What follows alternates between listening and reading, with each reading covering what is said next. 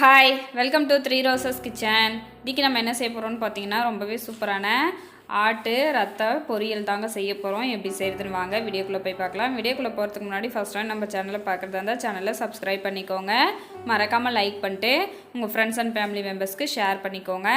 இப்போ இந்த ஹெல்த்தியான ஆட்டு ரத்த பொரியல் எப்படி செய்கிறதுன்னு வீடியோக்குள்ளே போய் பார்க்கலாங்க. ஸ்டவ் ஆன் பண்ணிட்டு ஒரு கடாய் எடுத்து வச்சுக்கோங்க. கடாய் சூடானதும் எண்ணெய் ஊற்றிக்கலாங்க. 2 டேபிள் ஸ்பூன் அளவுக்கு ஊற்றிக்கோங்க. எண்ணெய் சூடானதும் ஒரு கொத்து கருவேப்பிலை சேர்த்து பொரிய விட்டதுக்கப்புறமா வெங்காயம் சேர்த்துக்கலாங்க. சின்ன வெங்காயம் சேர்த்து செய்யும்போது ரொம்பவே டேஸ்ட்டாக இருக்கும். வெங்காயம் சேர்த்துட்டு இப்போ வெங்காயத்தை நல்லா வதக்கிக்கலாங்க. வெங்காயம் வதங்கினதுக்கப்புறமா பச்சை மிளகாய் 3 பொடி பொடியாக கட் பண்ணி வச்சுருக்கேன். அதவும் சேர்த்து வதக்கிக்கலாம். இப்போ இந்த பச்சை மிளகா வெங்காயமெல்லாம் நல்லா வதங்கட்டுங்க.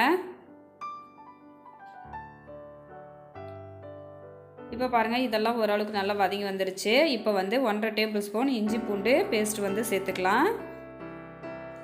இஞ்சி பூண்டு பேஸ்ட் நல்லா சேர்க்கும்போது ரொம்பவே டேஸ்ட்டாக இருக்கும். இப்போ அதோட பச்சை வாசனை போகிற அளவுக்கு நம்ம வதக்கிக்கலாங்க.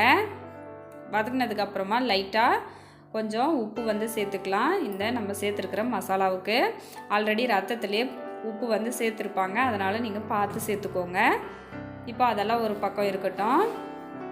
நம்ம வாங்கி வச்சுருக்கிற ரத்தத்தை கை வச்சு இந்த மாதிரி உடச்சி விட்டோம்னாக்கா நல்லா உதிரி உதிரியாக உடஞ்சி வந்துடும். இல்லை நீங்கள் கத்தி வச்சு கட் பண்ணிக்கிறதா இருந்தால் கூட கட் பண்ணிக்கோங்க, உங்களோட விருப்பம்தான். இந்த மாதிரி நம்ம கை வச்சு உடைக்கும்போது ரொம்ப பெருசாகவும் இல்லாமல் அதே சமயம் ரொம்ப பொடிசாகவும் இல்லாமல் கரெக்டான ஷேப்புக்கு நமக்கு வரும். இப்போ நம்ம கட் பண்ணி வச்சுருக்கிற இந்த ரத்தத்தை சேர்த்துக்கலாங்க. சேர்த்துட்டு கலந்து விட்டுக்கோங்க.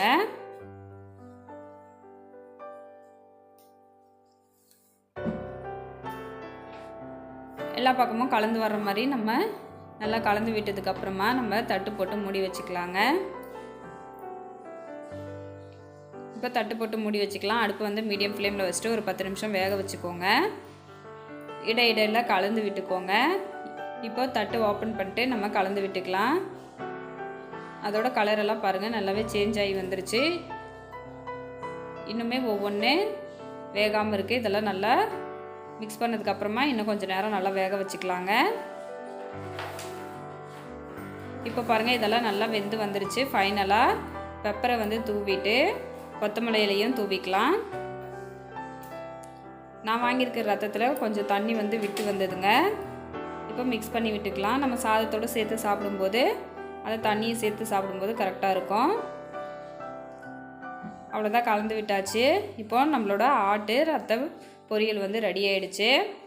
பாருங்கள், ரொம்பவே சூப்பராக ரெடி ஆகிடுச்சு. ரொம்பவே ஹெல்த்தியானது, அதே சமயம் ரொம்பவே டேஸ்ட்டாகவும் இருக்கும்.